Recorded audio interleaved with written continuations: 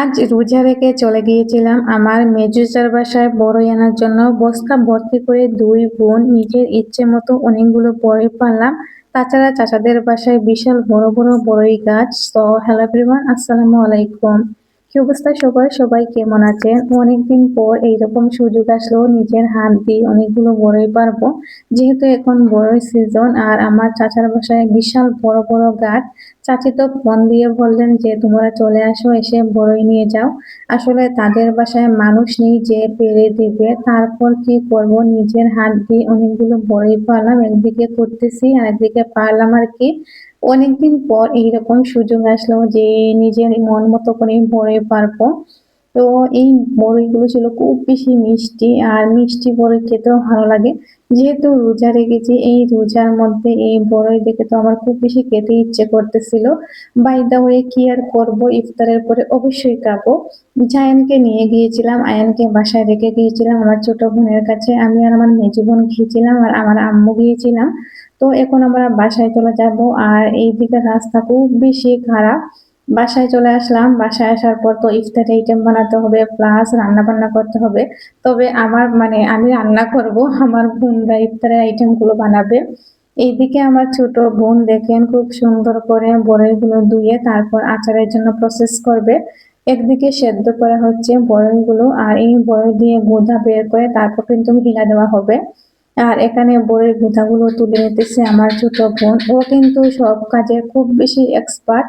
আর এইগুলো ও খুব বেশি ভালো পারে। আসলে সব তো সব কাজে দক্ষ নয়। আমার ছোট বোন কিন্তু এইগুলো খুব বেশি ভালো করে পারে। তো এইদিকে আমার আম্মু দেখেন ঘিরাগুলো দেওয়ার জন্য গুড় আর তেল দিয়ে একসাথে দিয়ে দিলেন। আসলে শুকানোর পর অবশ্যই আপনাদের সাথে নেক্সট ভিডিওতে শেয়ার করব কি কি আচার বানালাম। অনেক টাইপের আচার বানানো হলো আস্ত গুঁড়ো দিয়ে, তাছাড়া গুঁদা বের করে। তো অবশ্যই শেয়ার করব নেক্সট ভিডিওতে। তো এইদিকে আমি রান্না করব, যেহেতু আমি রান্না করি আর আমার বোনরা ইফতার বানাবে। ওরা কিন্তু ইফতার বানাবে, আর আমি ভাবলাম যে আমি আগে রান্নাটা শেষ করে নিই। আমার অনেক বেশি টায়ার্ডও লাগতেছে, যেহেতু বড়ই নিয়ে আসলাম, বড়ই পেরে মানে কোনো জায়গায় রোজা রেখে গেলে দেখেন তো মানে খুব বেশি খারাপ লাগে নিজের শরীরের অবস্থা।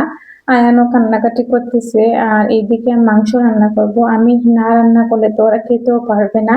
যেহেতু আমি ভালো রান্না করতে পারি, যার কারণে ভালো মন্দ সবকিছুই কিন্তু আমি নিজের হাতেই রান্না করতে পছন্দ করি। তারপরও খুব বেশি ধৈর্য নিয়ে রান্না করতেছি আল্লাহর নামে, জানি না কিরকম হবে আমার রান্নাটা। তো এদিকে লাকড়ি চুলায় রান্না করতেছি, যেহেতু বসে বসে রান্না করতেছি আর রোজা রেখে। আয়ান তো কান্না করতেছে, জায়ানও আমার কাছে চলে আসছে, জায়ানকে পাশে বসিয়ে তারপর রান্না করছি। তারপর আমি জিরাটাও দিয়ে দিলাম। আমার রান্নায় কোনো স্পেশালিটি নেই, ঘরোয়া মশলা দিয়ে ঘরোয়া ভাবেই আমি রান্না করি। গরুর মাংস আমি এইভাবেই রান্না করি, সব সময় হাতে মেখে তারপর কিন্তু রান্না করি। হাতে মেখে ঠিকঠাক মতো মশলা দিয়ে রান্না করলে রান্না করার পর রান্নার কালারটাও খুব বেশি দারুণ হয়। আর এইদিকে আস্তে আস্তে আমি আগুন দিতেছি আর সেদ্ধ করতেছি খুব মানে হালকা আগুন দিয়ে। হালকা আগুন দিয়ে সেদ্ধ করলে মাংসের মানে খুব সুন্দরভাবে সেদ্ধ হয়। এদিকে দেখেন আমার রান্না করার পর ফাইনাল লুক, আলহামদুলিল্লাহ আমার রান্নাটা খুব বেশি ভালো হয়েছে।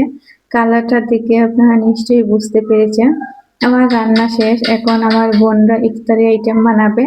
আমার মেজো বোন খুব বেশি ইফতারি আইটেম বানায়, ও সবসময় এইগুলো করতে পছন্দ করে। ওর রান্না তেমন একটা পারে না, তবে গরুর মাংস, মুরগির মাংস এইরকম টাইপের সবকিছু পারে। মাছ রান্না করলে ওর বেশি মজা হয় না। এদিকে চুলা ভাজাটাও আমার বোন করতেছে মাটির চুলায়। সবগুলো আইটেম জানি না ইফতারের আগে শেষ হবে কিনা, তারপরও আমরা তাড়াহুড়া করে এইগুলো আইটেমগুলো বানিয়ে নিতেছিলাম। তো এখন বেগুনিও করতেছে। বেগুনগুলো আমাদের গাছের ছিল, আর আমাদের গাছের বেগুন দিয়ে বেগুনি খুব বেশি মানে রুচিসম্মত আর অনেক বেশি মজার। ও কিন্তু এইদিকে দেখেন অনেকগুলো বেগুনিও বানিয়ে ফেললো। তো আজকের মতো এখানে বিদায় নিচ্ছি, সবাই ভালো থাকবেন।